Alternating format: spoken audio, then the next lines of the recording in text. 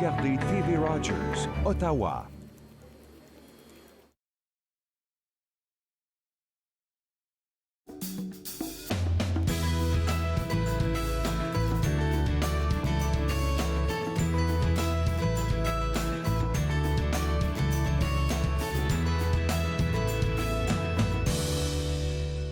Bonjour et bienvenue à Entre nous, exclusivement sur les ondes de TV Rogers. Je suis Claude-Andrea Bonny et je me ferai un réel plaisir de passer la prochaine heure avec vous. Aujourd'hui à l'émission, on parlera de théâtre action, on va parler de sécurité informatique et plein d'autres affaires.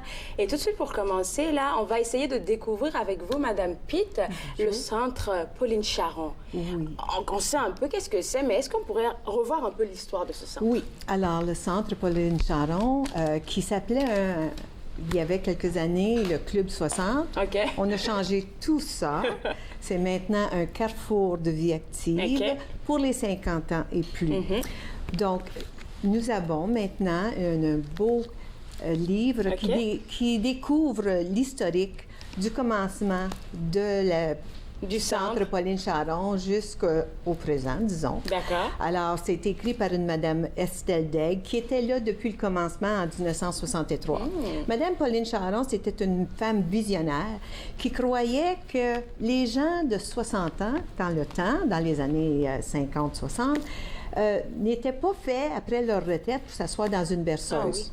Qui devraient continuer à avoir une vie très active. Alors, elle a créé le centre Pauline Charon. OK. Et puis, avec les années, ça a évolué avec maintenant un bâtiment qui a une administration, un conseil administratif. Donc, vous êtes la présidente. Et oui, depuis 5 ans, qui me donne beaucoup de travail. J'imagine. Beaucoup de bénévolat, que j'adore quand même, de toute façon.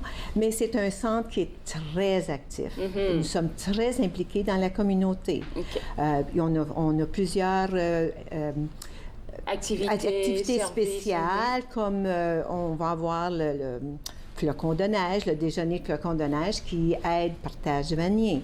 Nous avons aussi une fondation qui va avoir un bon vin fromage au mois de novembre, je crois, là, si la date est là.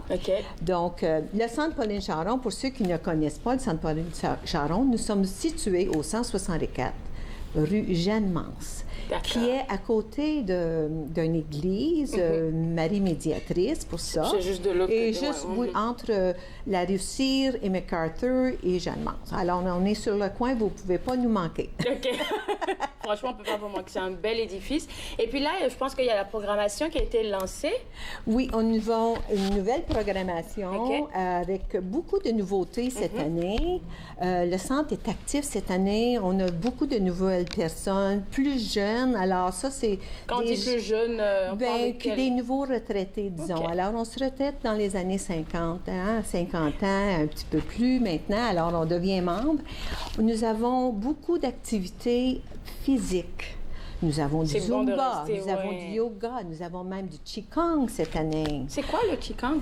C'est un genre de yoga, mais un peu différent. Un sens de vie, de santé, d'exercice, puis de méditation. Nous avons de la méditation aussi, des cours de méditation. Nous avons aussi un nouveau que je dois vous mentionner, qui s'appelle Retraite en santé. Les gens ont un passeport et ils ont des défis. Alors, le passeport leur permet d'ajouter toutes les activités, les tâches physiques qu'ils ont.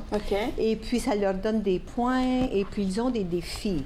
Comme là, ils ont une Tout marche. pour leur permettre de rester en activité. Absolument. Alors, ça touche l'élément santé, alimentation, santé, le physique, et puis le social et l'activité dans le cerveau.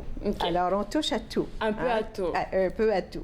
J'aime beaucoup le fait que vous fassiez tout ça parce que j'ai vu ça dans l'une de vos missions, c'est de vraiment briser l'isolement. Oui, c'est ce qui arrive avec les personnes retraitées la plupart du temps. Oui. Alors, les activités vont pour tous les gens, les gens qui ont des différentes mobilités. Alors, on a des gens en chaise roulante, on a des activités pour eux. On a aussi le social, le bridge, le bunker, la pétanque. Alors, on a tout ça, ces activités-là. On a du whisky à tous les 2 dimanches, il ne faudrait pas oublier ça. On a aussi notre troupe de théâtre. Encore rare? Oui. Ouais, vous êtes vraiment actif. Alors, on présente 2 pièces par année. On en a une au mois d'octobre qui s'appelle « Arthur, es-tu là? » Donc, je vous prie de venir voir ça. C'est toujours avec un souper. Il va ou nous un rester dîner. 20 secondes, oui. Et puis, on a notre chorale qui va présenter durant la journée dans la région dans les hôpitaux. Alors, on est très, très actifs. Et on invite le monde à vous rejoindre. Devenez membre. C'est certainement, vous allez briser votre ennui. Vous allez rencontrer des gens intéressants, des gens actifs, des gens passionnés dans différents domaines. Merci beaucoup d'avoir partagé ça avec nous. Et puis, comme elle a dit, ils vous attendent là-bas au www.lecpc.ca. Et puis, vous allez bouger, bouger et bouger. Après la pause, on va parler de création clandestine. Restez avec moi, vous regardez Entre nous, exclusivement sur les ondes de TV Rogers.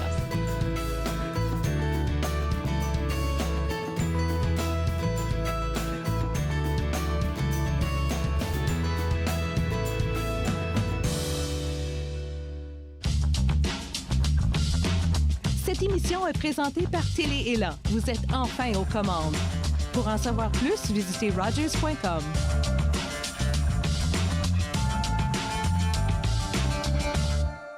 Donc, je m'appelle Mélanie Bégin et puis je fais un focus à TV Rogers. Mes tâches principales seraient régie de plateau, assistante à la réalisation et caméraman, ainsi que graphique. Donc, je trouve que tout le monde devrait passer à Rogers tant qu'à être invité ou bénévole, au moins d'essayer une fois parce que, en fait, tu apprends tellement de choses et des choses que tu ne pourrais pas apprendre.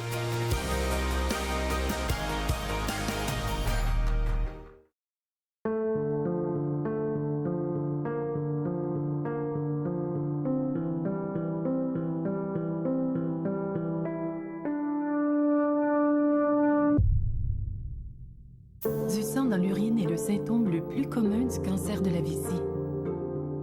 N'ignorez pas ce signe, pas même une seule fois.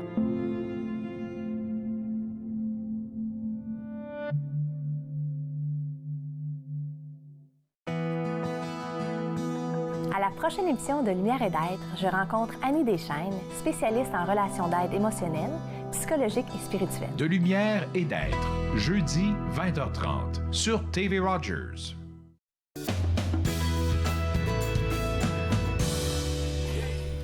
De retour à Entre nous, exclusivement sur les ondes de TV Rogers. Et maintenant, on va parler de happening théâtral communautaire. C'est bien ça? Oui. Je te demandais, là, pour un peu me dire un peu, qu'est-ce que c'est comme événement? Tu m'as dit c'est un peu compliqué, là. C'est un événement... Compliqué pour moi. Ben, pour nous aussi. C'est une grosse affaire. Là. Ben, en fait, Théâtre Action, c'est vraiment l'association des artistes de théâtre de l'Ontario français. OK. Puis, on représente les artistes professionnels du milieu de l'éducation et communautaire. D'accord. Alors, l'événement en fin de semaine, c'est vraiment, ça rassemble 40 personnes de partout en Ontario. De ces 3 différents groupes, là, communautaires. Ben, en fait, on est communautaire et professionnel en fin de semaine. D'accord. C'est ça. Okay. Puis, on se donne comme défi en 24 heures de créer une grosse pièce de théâtre. Tous ensemble? Tous ensemble. On va se diviser en sous-groupes, les communautaires ici, les professionnels là-bas. Et c'était un peu ma job de ramasser ça, de mettre ça ensemble. Puis, alors, le communautaire cette année, en fait, il y a 3 volets. Okay. Alors, les participants pouvaient s'inscrire. Alors, on a les troupes communautaires de Hawkesbury, de Sudbury, de Hearst, de Windsor, de Toronto, vraiment de partout, et ici à Ottawa aussi. Ouais. Ils sont inscrits dans une formation. Alors, il y a la formation de théâtre clownesque, il y a le théâtre d'objet, qui est un peu marionnette, et il y a le théâtre poétique. Donc, ils sont quand même un tout petit peu formés avant de rentrer dans l'aventure. Oui, ben oui. OK, d'accord, c'est bien mieux. Puis okay. Le but, c'est, avec la petite équipe de théâtre de clown ou de théâtre de poésie, de créer un sketch, une scène de 10 à 15 minutes qu'on va présenter ensemble. Alors, les communautaires, ça va faire un spectacle d'à peu près 45 minutes. Et après ça, les professionnels font un déambulatoire partout à travers la nouvelle scène Gilles Desjardins, qui est vraiment notre lieu de théâtre ici à Ottawa qu'on connaît bien. Le public va se promener dans les loges, la cuisine, la shop à bois où on construit les décors. et les artistes professionnels vont animer ces lieux-là que normalement le public n'a pas accès à ça. On joue juste au théâtre. Mais là, le but, c'est vraiment de faire exploser ce lieu-là, de faire découvrir ce lieu au public. Puis le thème cette année, en fait, c'est les changements climatiques, parce que c'était un peu à la mode. Puis on se demandait comme artiste, comment on fait, nous, pour participer à ça? Parce que le théâtre, on gaspille énormément. Là. On fait une pièce de théâtre, on construit un décor, puis on le jette aux poubelles après. Ou on s'en va en tournée, ce qui veut dire qu'il faut envoyer ça soit en gros camion jusqu'à Saskatoon ou je sais pas où on va, mais on gaspille énormément. Alors, c'est ça, on commence à se poser ces questions-là. Comment on fait, nous, pour participer à ce débat-là? Et c'est quoi notre place dans ce débat-là? Alors, c'est un peu la question que j'ai posée à tous mes participants. Et on va voir ce que ça va donner samedi soir.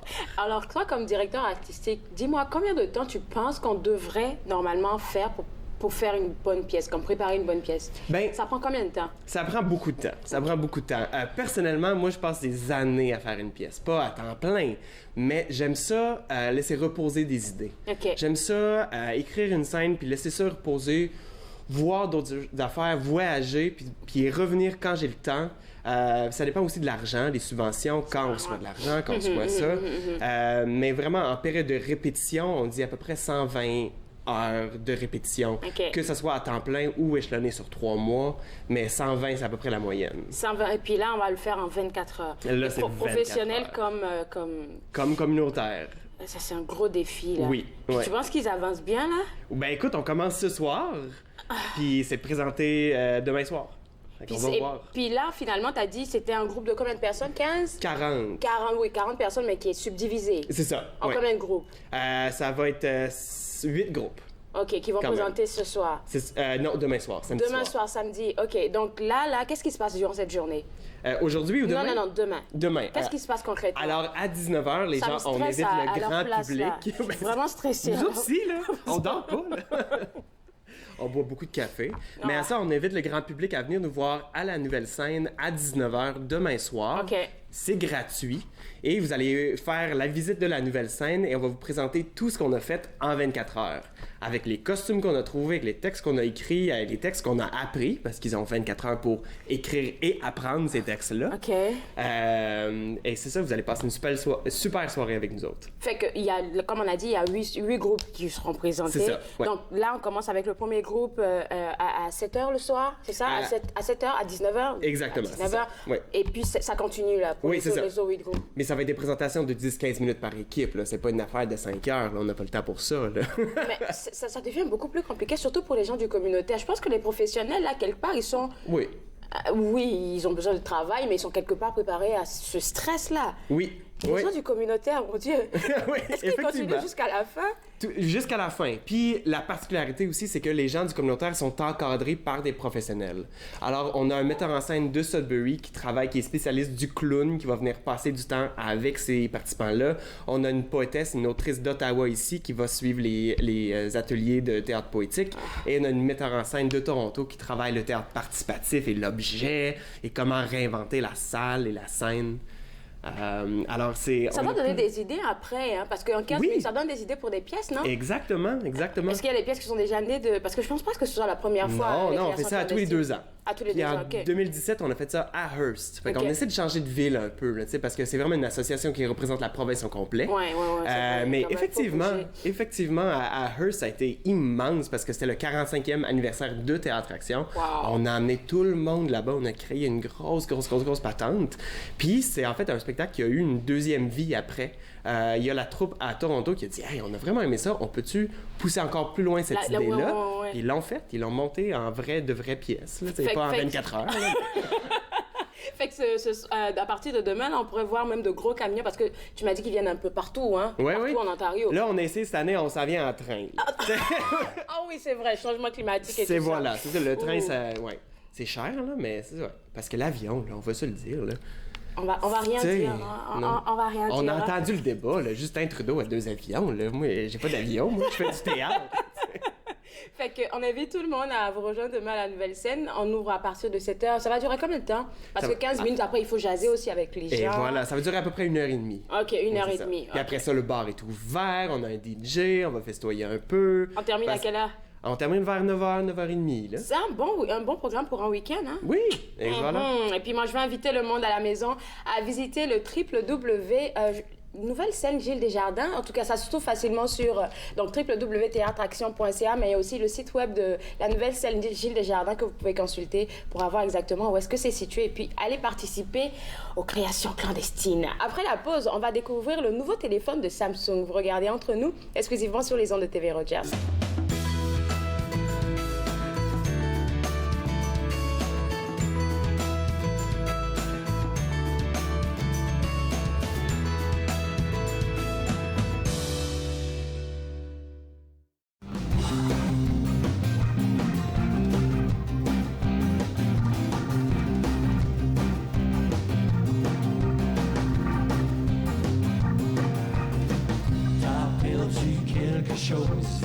Un peu plus loin là-bas, quelque chose que t'avais mis de côté, mais tu t'en souviens pas.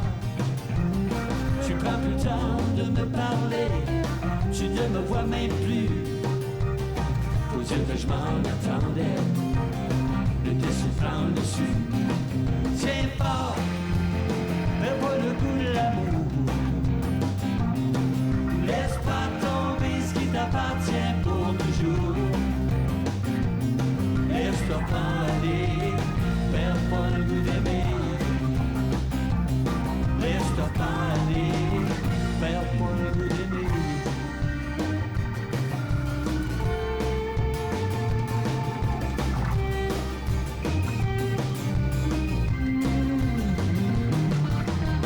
Tu parles de tout, tu parles de rien, y'a personne qui te comprend.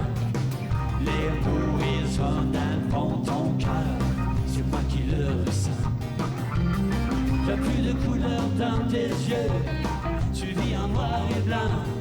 Dans un autre monde, sur une autre planète, dans un autre temps.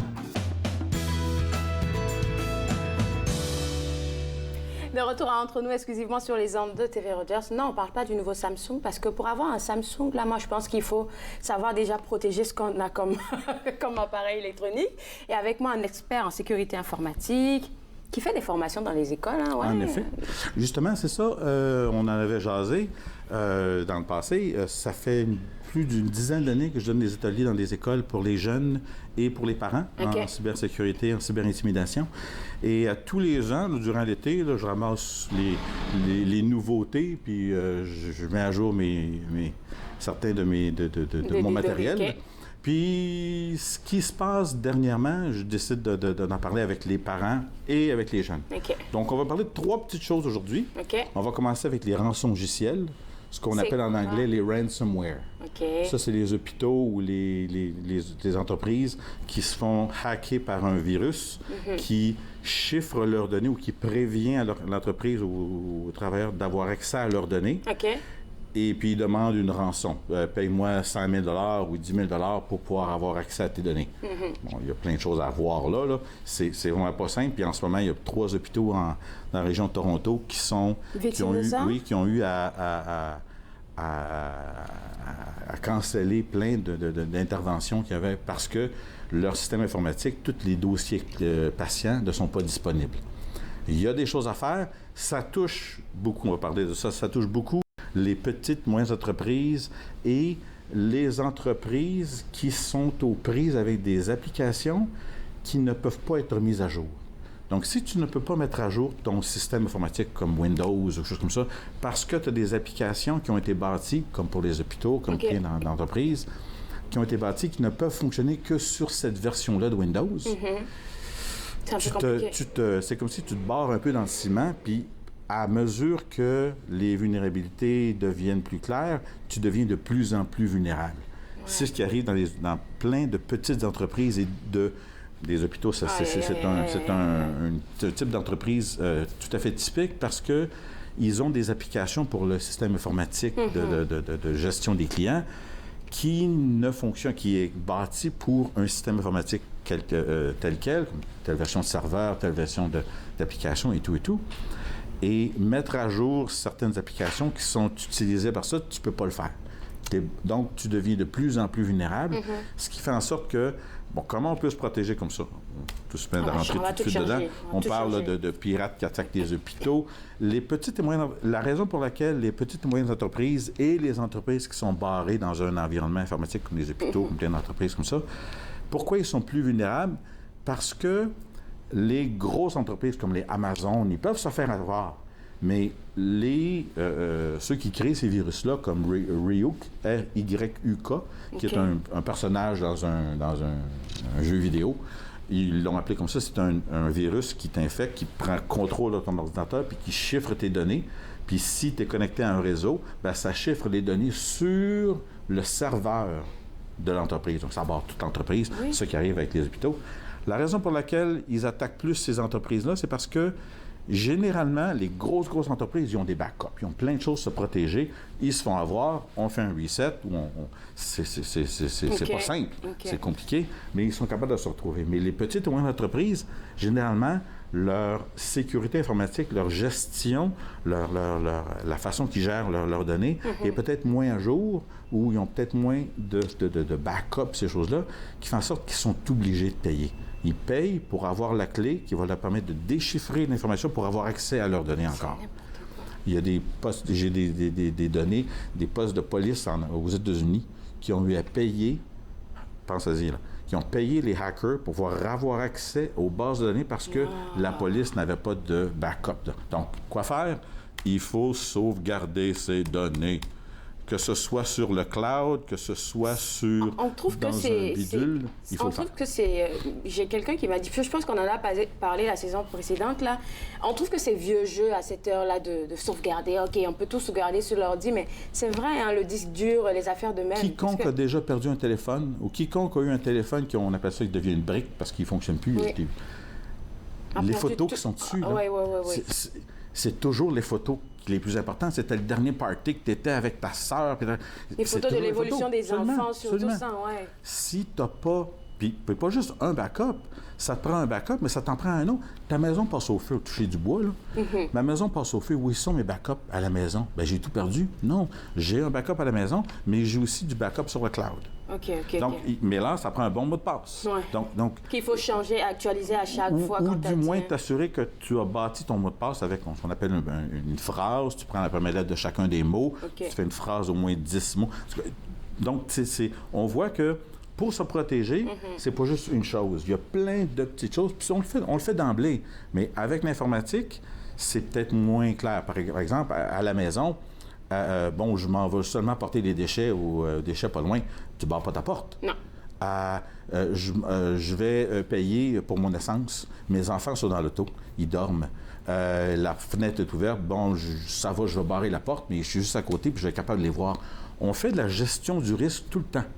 Mais là, tes enfants sont dans l'auto, puis là, il faut que tu ailles chercher du lait. Le lait au métro, il est toujours dans le fond. Alors, il faut que tu réveilles les enfants. On fait toujours cette gestion-là. Il y a des choses qu'on fait pour se protéger. C'est la même chose là. Si tu ne fais pas régulièrement des backups, ce qui va t'arriver, tu vas perdre tes données, puis tu vas dire, c'est vrai, il y avait le gars qui n'a pas de cheveux, ça c'est moi. Il nous avait dit qu'il fallait faire des backups. Bon, comment je fais? Et puis tous nos outils sont bâtis pour être capables de faire ça. Il faut faire une petite recherche. Faut faire avec Windows, avec le cloud, tu trouves un Dropbox.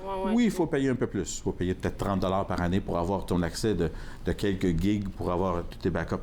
Mais si tu le fais pas, tu perds tout. Quand tu vas le perdre, tu vas dire le gars qui n'a pas de cheveux, il nous avait dit ça. Donc, il faut avoir un backup ou plusieurs backups, comme tu l'as dit. C'est ça. Oh my God. Mais quand tu es sur le cloud, avec un bon password, c'est assez bien sécurisé. Même avec le cloud, là, souvent, il faut juste comme l'actualiser, comme tu as dit. Là, il faut l'actualiser, les mots de passe et tout. Moi, j'ai perdu des affaires avec le cloud. Puis j'en parle avec les parents et avec les jeunes. Beaucoup de jeunes comprennent déjà le concept du cloud avec leurs photos sur leur téléphone. Ils n'ont peut-être pas d'ordinateur ou c'est peut-être pas comme ça qu'ils pensent, mais avec le cloud, avec leurs photos, ils sont capables de faire cette gestion-là, c'est bien. D'accord. Alors, est-ce que on peut parler maintenant, ça là, les échanges de photos compromettantes, là? La raison pour laquelle j'en parle, c'est parce que ça continue. À toutes les années, puis là, regarde, je ne vais pas faire peur à personne, là, je le voyais jamais au primaire, ça. Au primaire? L'année passée, 2 écoles primaires ici dans la région d'Ottawa. À l'école primaire? Moi, là, je plains un peu peut-être, désolé, mais je plains un peu souvent des séries qu'on regarde, par exemple sur Netflix. Absolument. Où est-ce que c'est montré que oui, le jeune, il fait ça et puis tout le monde en rit. Non. Et lorsque j'en parle avec les jeunes, je pèse un peu, parce qu'il y a toujours une gang de jeunes en arrière qui rient lorsque je parle de l'échange de photos. Puis là, je les laisse aller, là. Mais cette permission qu'on donne aux gars d'être des gars. Oh, c'est boys will be boys.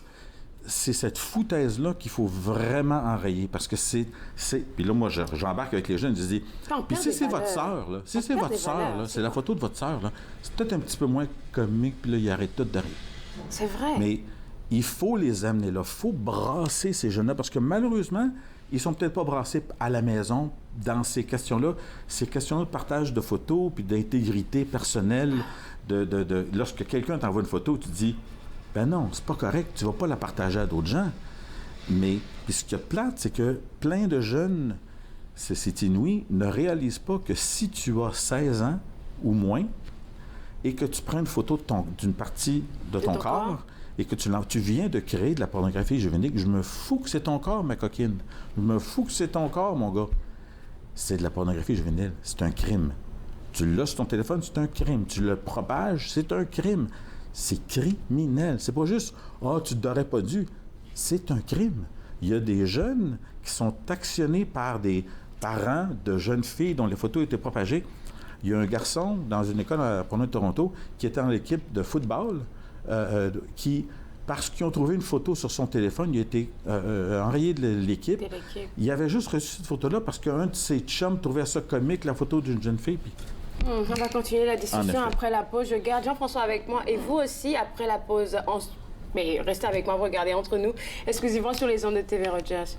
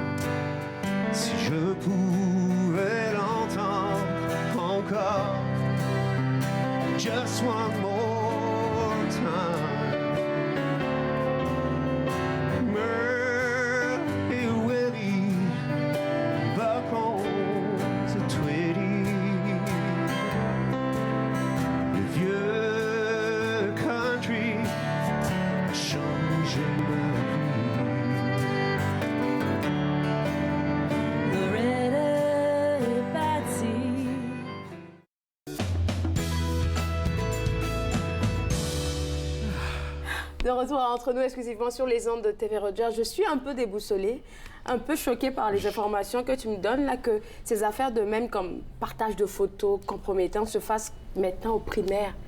Bien, moi, quand j'étais jeune, il n'y avait pas de caméra. Je le dis avec les parents, je le dis avec les jeunes.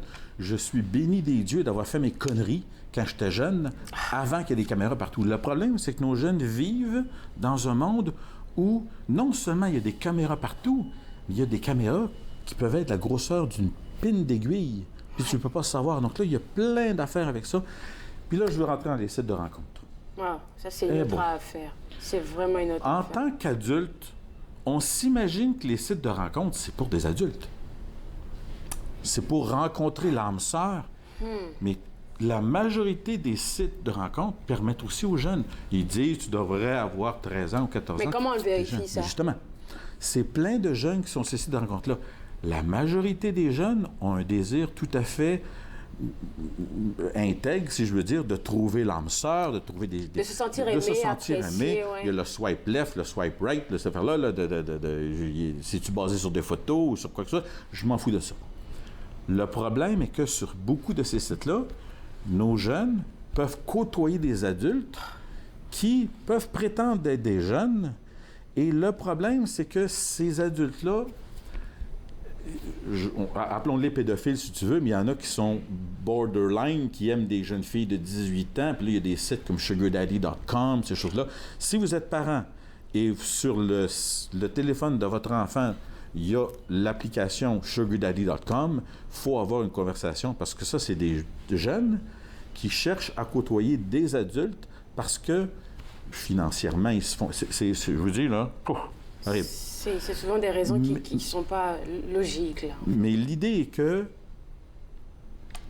si on pouvait dire que ces sites de rencontres-là pour les jeunes permettaient aux jeunes de s'éveiller dans ce monde-là, d'interaction, de chasser-croiser amoureux, ces choses-là, mais dans un monde de jeunes, j'aurais pas de problème.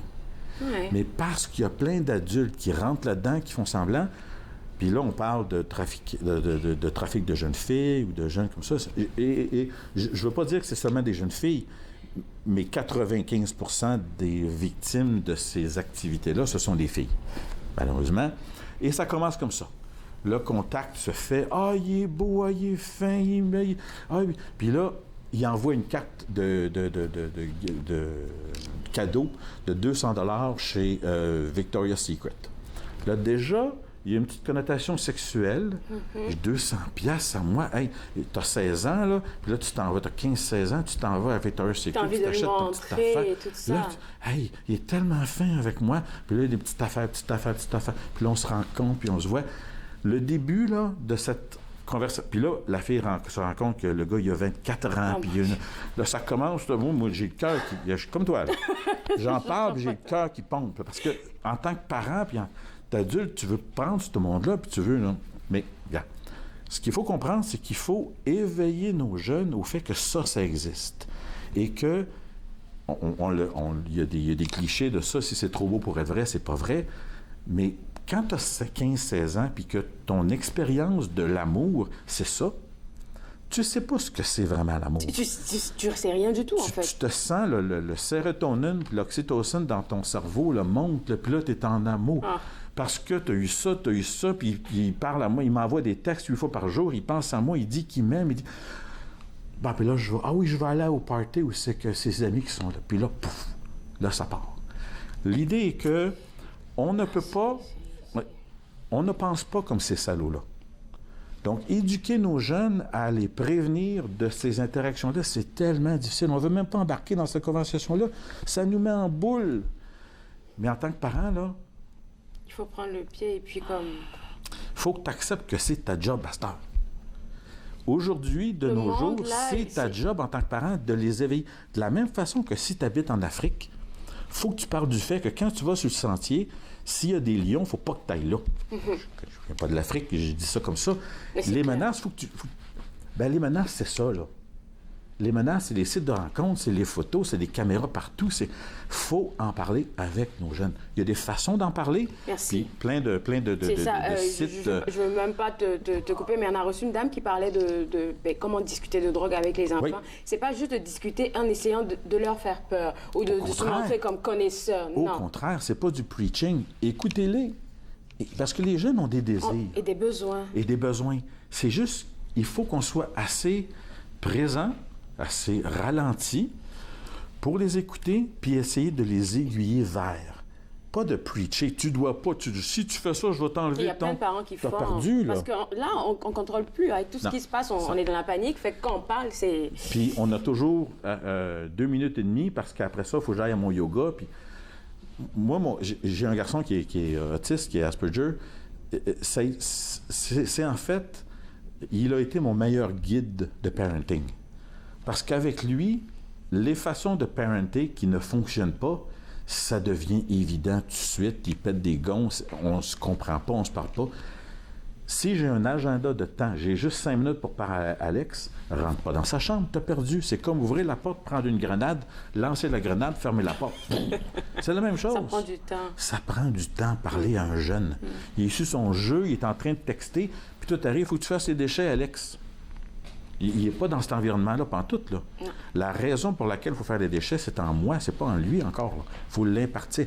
Donc, toutes ces façons-là d'aiguiller nos jeunes, il faut s'impliquer avec nos jeunes. Un site web, il y a un site web que moi je recommande à tous les parents, Abilomedia. Ou en anglais, c'est mediasmart.ca. C'est un bijou. Il y a des ressources pour les parents, il y a des ressources pour les enfants, il y a des ressources pour plein de différents âges.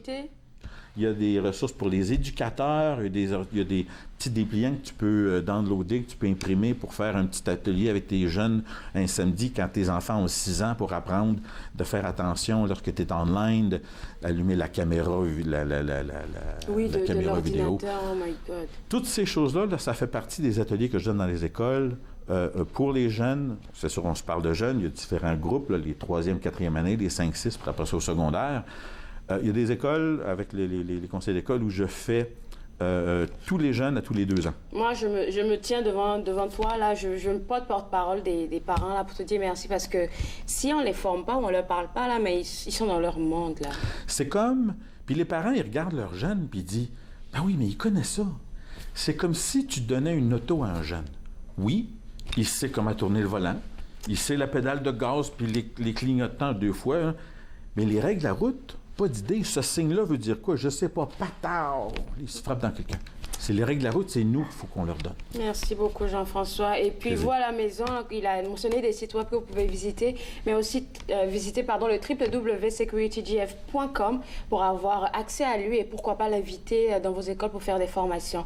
Après la pause, on va vraiment parler cette fois-ci du nouveau Samsung. Vous regardez Entre nous, exclusivement sur les ondes de TV Rogers.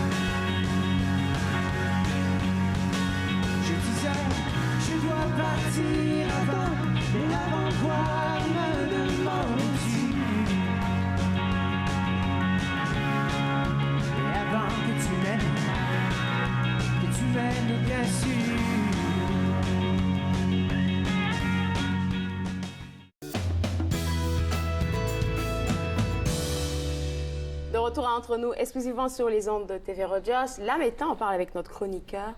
Je ne sais même pas comment te nommer parce qu'on touche un peu à tout. Ouais. Hein. Donc, techno. C'est touche à la technologie. Juste techno, hein? Ouais. OK, d'accord.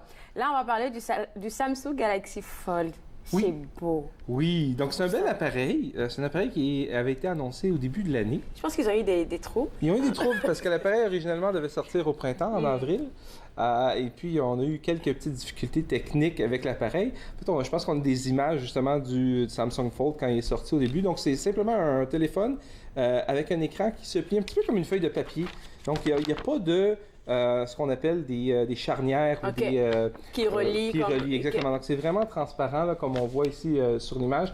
Donc, on va pouvoir l'ouvrir comme un petit peu comme un livre, si on veut, et il n'y a pas de... On voit dans le milieu, là, il n'y a pas rien, donc l'écran est complet. C'était très intéressant comme concept lorsque c'est sorti.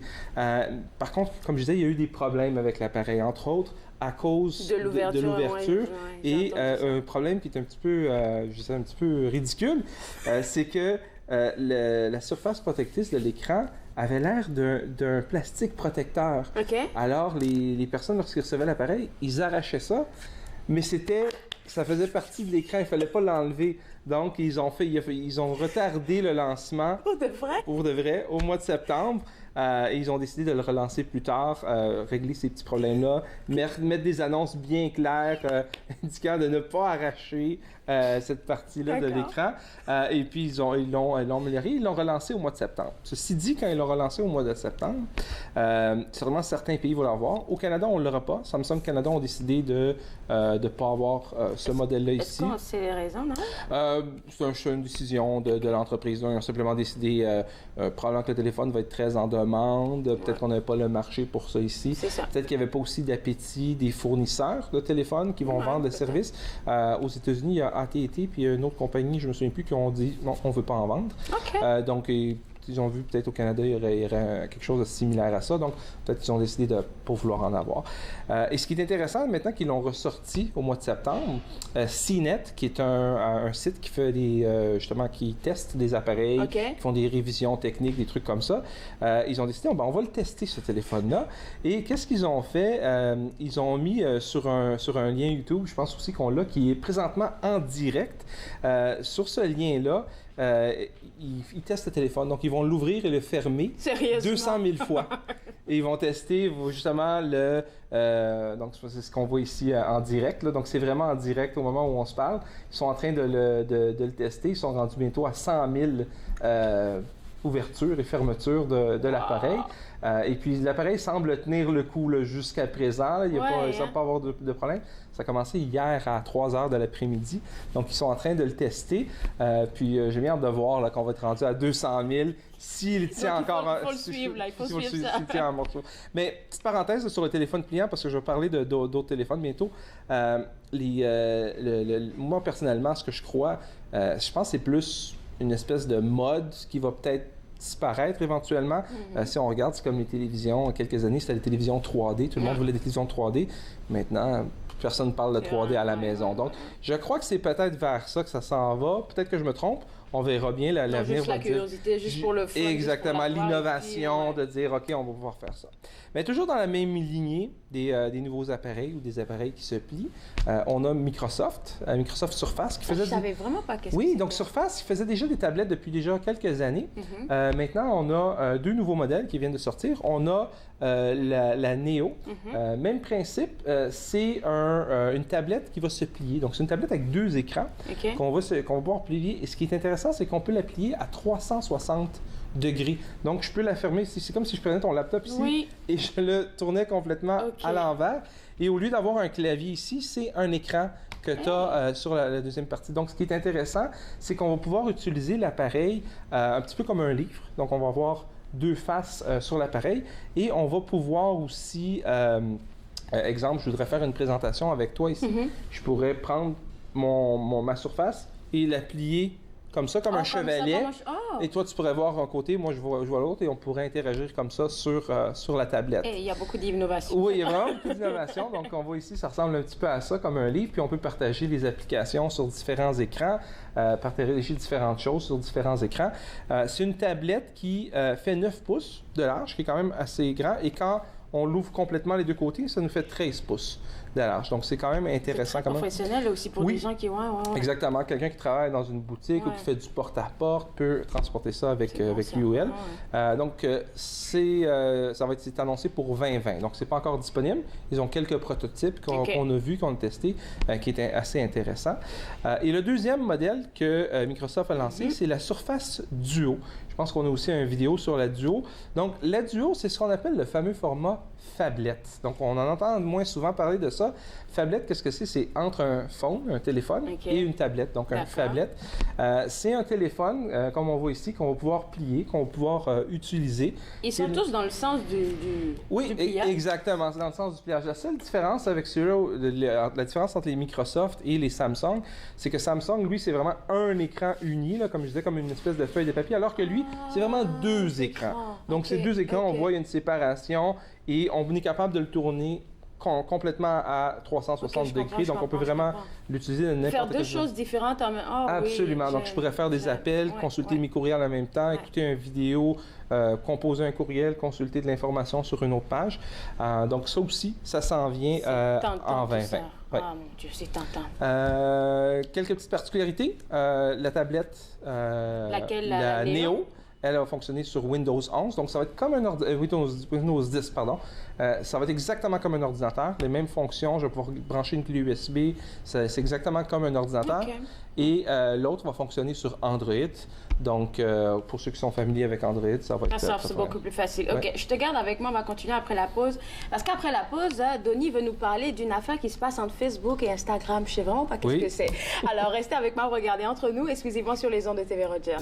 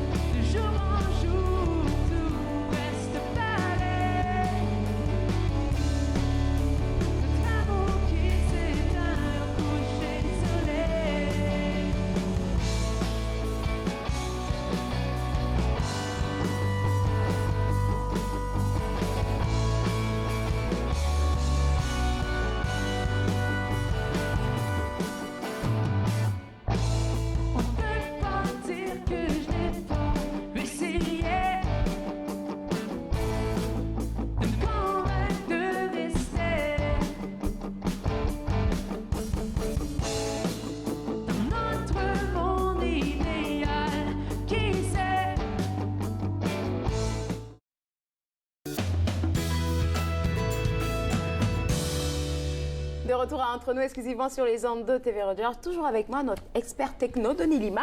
Et là, on va parler d'une affaire qui se passe entre Facebook et Instagram. Oui. C'est quoi ça? En fait, Facebook a déjà acheté Instagram il y a quelques années. Donc, Instagram fait partie de la famille Facebook maintenant. Par contre, Facebook a décidé de rajouter une autre application qui va se connecter à Instagram. On dirait que j'ai déjà vu quelque chose dans le genre, hein? Oui, ça existe déjà pour d'autres choses. Par exemple, si tu veux faire des photos, des looks, des... comment tu appelles ça? Des collages. Donc, il y a des applications qui se connectent à Instagram qui permettent de faire ça. On a une nouvelle qui vient de sortir hier, en fait. Ça s'appelle Threads. Donc, Threads, qu'est-ce que c'est? C'est une application de messagerie. Ça ressemble un petit peu à Facebook Messenger, si on veut, mais pour Instagram. La différence, c'est quoi la particularité? Parce qu'il y en a plein d'applications de messagerie comme ça. La particularité de celle-là, c'est que dans Instagram, tu sais, où est-ce qu'on a les stories, où est-ce qu'on peut publier des vidéos, des images et qu'on peut aller consulter en loupe.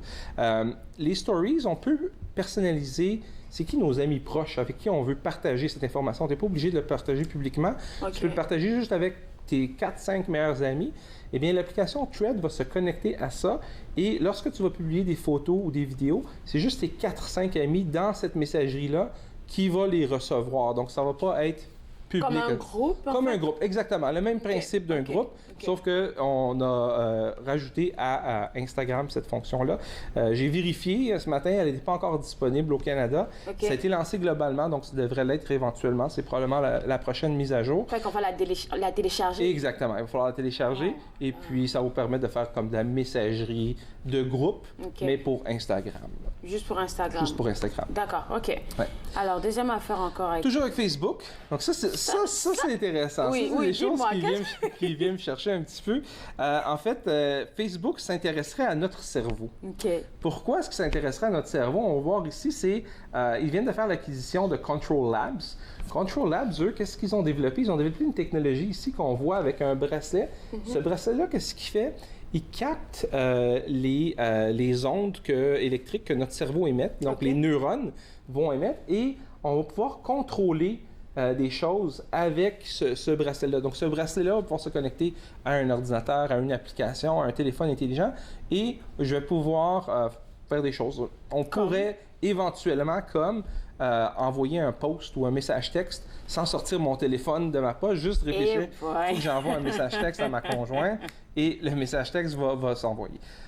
C'est pas demain matin là, que ça va se faire. Là. Okay, on parle... La technologie. Oui, on est encore à quelques décennies de ça. Là. Mais ce qui est intéressant, c'est que Facebook vienne d'acheter cette compagnie-là avec cette technologie-là qui pourrait éventuellement apporter des choses extraordinaires, comme pas besoin de sortir mon téléphone, rien, je peux envoyer un message à quelqu'un. Je pense que tu m'as parlé d'une affaire chez la saison précédente, où est-ce qu'on pouvait comme juste texter et puis ça le faisait directement, comme commander au resto, une place. Oui, il y avait, là je viens d'avoir un blanc, mais oui, effectivement. C'est un peu dans le même concept. C'est dans le même concept, de plus en plus on voit ça. La seule chose aussi, c'est que c'est Facebook. Hein? Fait que Facebook, on sait qu'ils aiment ça, aller chercher de l'information personnelle.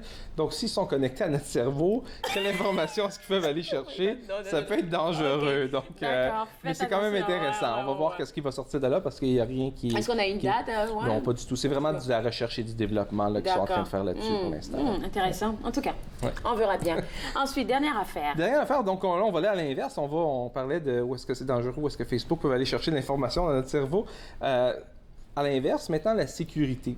Donc, mon collègue, juste avant moi, parlait de sécurité. Un petit article qui est intéressant, qui vient de sortir au Canada, le Globe and Mail, est la première entreprise de journalistique ou média qui vient d'aller chercher une application. C'est pas vraiment une appli, c'est une application, mais un système pour sécuriser les informations que donnent les sonneurs d'alerte, ce qu'on appelle les whistleblowers. Oui. Là.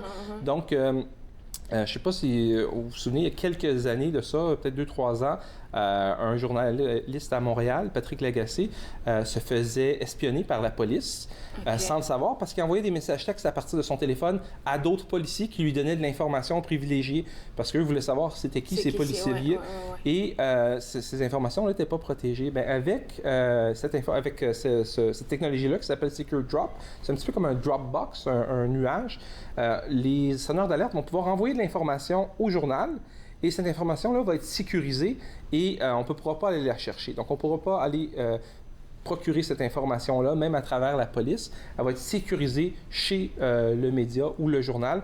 Et comme ça, il n'y a pas de danger pour le sonneur d'alerte de perdre son travail ou d'avoir des répercussions sur ce qu'il fait. Là. Je vois peut-être des journalistes et autres en train de sourire, là. Des gens qui travaillent un peu dans l'ombre. Oui. Bien, il y en a qui ça se fait déjà, pas avec une application en tant que telle, mais exemple comme WhatsApp. WhatsApp, c'est quelque chose qui est relativement sécurisé au terme de quelqu'un qui voudrait aller chercher des messages sur WhatsApp ne pourrait pas le faire parce que c'est très sécurisé.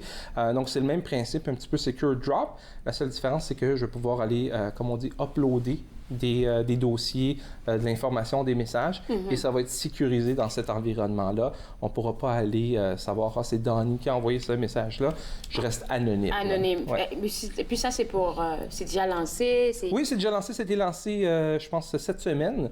Et puis, Globe and Media, c'est le premier au Canada à l'avoir fait. Ça existe déjà aux États-Unis avec le New York Post, le Washington Post, mais au Canada, c'est une première. Là. OK, fait que les médias vont se l'arracher, je Oui, pense. oui, j'imagine que c'est pas le seul qui va le faire. Là. Oui, oui. D'accord, il nous reste du temps. Oui. C'était pas prévu, mais moi, là, tu vas me donner pas ton jugement, mais tu vas me parler du iPhone 11. Qu'est-ce que tu en penses, là? L'iPhone 11, je trouve que c'est un excellent appareil. Personnellement, je trouve qu'il n'y a pas énormément d'innovation depuis le 10. Il n'a pas beaucoup changé en tant que tel. Je vois un de mes caméramans qui fait comme moi. Ouais, c'est ça. Donc, il n'a pas beaucoup changé depuis le 10. Ce qui est vraiment le gros changement, c'est la caméra. OK. Donc, la caméra avec 3 lentilles, avec des angles différents. C'est ça qui est vraiment le wow factor sur le nouvel appareil. Mais quelqu'un qui a un 10 ne verra pas une énorme différence. À part la caméra. À part la caméra. Là. Donc, les enthousiastes de caméra, oui, si c'est quelque chose qui vous intéresse, ça peut être intéressant. Sinon, si vous n'êtes pas trop caméra, déjà le X et le XR avaient des très bonnes caméras. OK. Moi, je vois pas le besoin de changer. Mais là, le 11, ouais, une belle caméra, mais le 11... Ouais. Okay. Donc, ça dépend. Ça dépend si est-ce que vous l'utilisez vraiment pour vos besoins ou est-ce qu'on l'utilise comme statut social ou est-ce que je veux montrer que j'ai le dernier iPhone qui vient de Et sortir. puis là, je te disais, là, pendant la pause, la saison passée, tu es venu comme, je sais plus à quelle période, là, tu parlais du XR. Ouais. Quelques mois après, je le prends. Oui. Et je pense 2 mois après, tu viens me parler du 11. Ouais. Puis là, le 11 est là. Ouais. Ne me dis pas qu'ils vont penser déjà au 12. Oui, absolument. Il y a déjà des rumeurs qui sont sorties boy. pour le 12, là, donc ça s'en vient là, prochainement. Là. Qu'est-ce qu'on fait, Denis? Qu'est-ce qu'on fait? Ben, on évalue ses besoins, on attend et on décide si on l'achète ou non.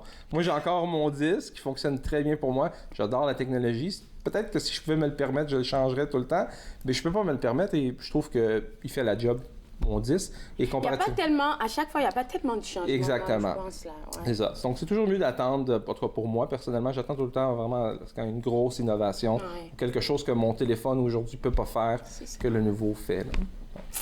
En tout cas, merci beaucoup d'avoir Merci. partagé tout ça avec nous parce que je sais que tu fais de très belles recherches parce qu'il y a des affaires qui sont sorties comme hier, Oui, avant-hier. oui. Puis là, on a les infos en primeur là. Merci à toi, Ça fait Denis. plaisir. Et puis, on se revoit juste après la pause. Vous regardez Entre nous exclusivement sur les ondes de TV Rogers. Je le dire.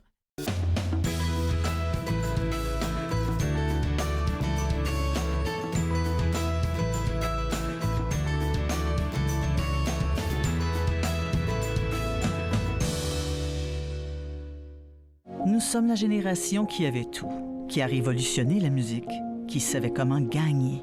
Et nous savions célébrer. Nous nous sommes unis pour lutter contre la faim chez les enfants. Nous nous sommes unis pour les protéger. Et dans ce monde dangereux, nous devons continuer de les sauver. Même lorsque nous ne serons plus là, en incluant l'UNICEF dans notre testament, nous deviendrons la génération qui a laissé en héritage un monde meilleur. Visitez le unicefleg.ca. Bonjour, à la prochaine émission d'Émergence, je reçois Mireille Saint-Pierre et Marie-Nicole Lamoureux qui font des visites à l'hôpital en tant que clowns pour égayer leur journée. Émergence, dimanche 19h30 sur TV Rogers. Mon mari est un homme et un père formidable lorsqu'il ne boit pas. Cela me dérange vraiment que mon mari choisisse l'alcool plutôt que nous. S'il nous aimait, il cesserait de boire, non? Ma conseillère m'a suggéré d'essayer Alanon. Je ne comprenais pas pourquoi, mais je suis heureuse d'y être allée. Êtes-vous préoccupé par la consommation d'alcool d'une autre personne? Vous n'êtes pas seul. Alanon ou Alatine peut vous aider. 1-888-4-ALANON ou visitez alanon.org. La voyance est à votre service avec Juliana, fille de l'Ouest, Pierre Sonnaise, auteur de Le Comptable et la Voyante, et Madame Joanne Joliat. L'apéro avec Julie, mercredi 15h sur TV Rogers. De retour à Entre nous exclusivement sur les ondes de TV Rogers. Aujourd'hui à l'émission, on a rencontré la présidente du conseil d'administration du centre Pauline Charon, donc www.lecpc.ca. J'en reparle pourquoi? Parce qu'ils ont besoin de bénévoles et il y a une très belle programmation qui a débuté depuis septembre pour les jeunes retraités, pour les personnes aînées. Fait qu'ils font tout pour vous permettre de bouger, de rester en santé. Il y a un très, très beau programme là-bas. Donc, visitez le www.lecpc.ca. tvc.ca pour avoir plus d'informations et les rejoindre là-bas. On a aussi discuté avec Guillaume Hors de Théâtre Action qui demain, c'est ouvert au grand public à la nouvelle salle Gilles Desjardins. Ils vous font rentrer dans le monde féerique du théâtre, donc vous allez avoir l'occasion de voir comment se prépare une pièce de théâtre. Vous allez voir plusieurs pièces de théâtre, je pense 8, et en plus c'est gratuit, fait que vous pouvez juste vous rendre là-bas à la nouvelle scène à partir de 7h le soir, donc 19h, pour participer à tout ça. Et quelque chose que je voulais mentionner aussi, on a reçu tantôt Jean-François Souriol, qui est expert en sécurité informatique. C'est un monsieur qui donne à la communauté, c'est un monsieur qui fait des formations dans les écoles pour aider les enfants, les plus jeunes, à comprendre exactement quels sont les dangers de tout ce qu'il y a comme technologie actuellement. Donc, si vous voulez avoir accès à lui, www.securityjf.ca et puis prendre peut-être un rendez-vous avec vous. Je vais passer un excellent moment. On se voit lundi à l'émission. Au revoir. Faites-nous part de vos commentaires en composant le 613-521-2323 par courriel sur Facebook et Twitter.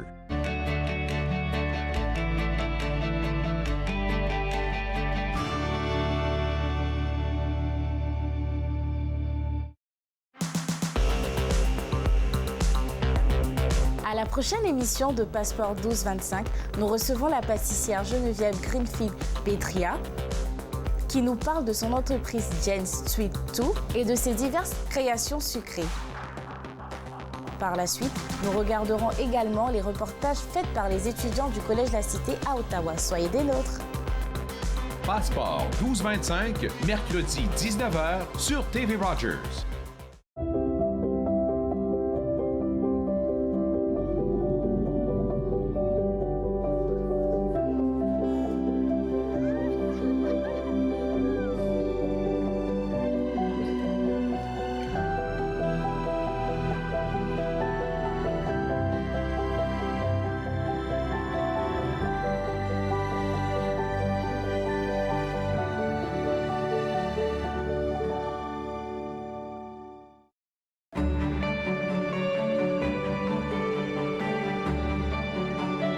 Vous regardez TV Rogers, Ottawa.